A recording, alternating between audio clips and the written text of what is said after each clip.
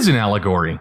The easiest definition? An allegory is two stories at once. An allegory represents another story, or an event, or an idea that actually exists underneath of whatever story is currently being told. That means the plot, character, and setting of the story on top all mimic the story underneath. But you would never notice unless you looked way closer. Let's look at an example. Christopher Nolan is the modern master of allegory. One of his earlier works, The Prestige, is a fantastic example. The literal plot is about two magicians exacting revenge on one another until both of their lives are destroyed. But the plot on the surface actually mimics something else. The Prestige is an allegory, and in this case, it's an allegory for making a film. Ironic, right? Let's look at some evidence. Point number 1. Magicians specialize in tricking the mind as a form of entertainment. Sound familiar? That's because that's the exact same job that a director has. But we'll get to that in a second. Not convinced yet? How about this line, which helps us form point number 2? Every magic trick consists of 3 parts, or acts. In the next few lines, Cutter explains what these 3 acts are to the girl, who represents the audience in this scene. The first part is called the pledge.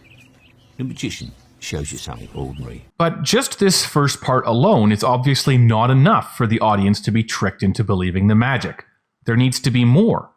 This is where part 2, or the turn, takes place. The magician takes the ordinary something and makes it do something extraordinary. But even this is not sufficient. In order for the audience to truly be taken away, something else needs to happen. That's why every magic trick has a 3rd act. The hardest part. The part we call the prestige. These 3 acts that the character Cutter references are not only the basic building blocks of a magic trick, but they're also the basic building blocks of pretty much every movie. And this movie is no exception. Christopher Nolan even makes it obvious for us. But here at the turn, I must leave you, Borden.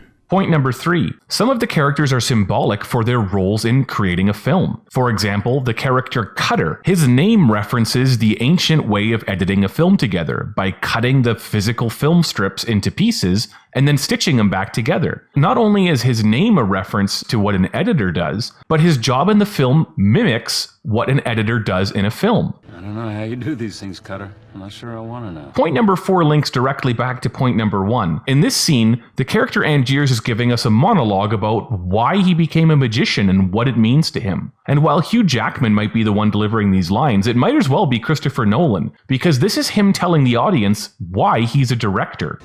You never understood why we did this. The audience knows the truth. The world is simple, miserable, solid all the way through. But if you could fool them, even for a second, then you can make them wonder. And then you got to see something very special. In the eyes of Christopher Nolan, magicians and directors do the exact same thing. So do you see how there's 2 ideas here running side by side? 2 stories at once. There's the story of 2 dueling magicians, but there's also the story of what Christopher Nolan believes making a film is like. It was the look on their faces. This is why Allegory is so interesting.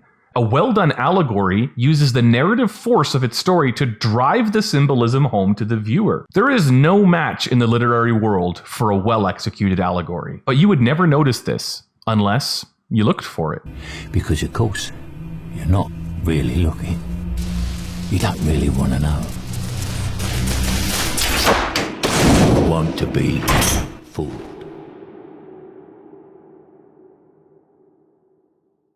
Did you know that Christopher Nolan has multiple movies that are allegorical? Inception is also an allegory for filmmaking, and The Dark Knight is an allegory for the war on Iraq. I'm Señor Kozak. Thanks for watching.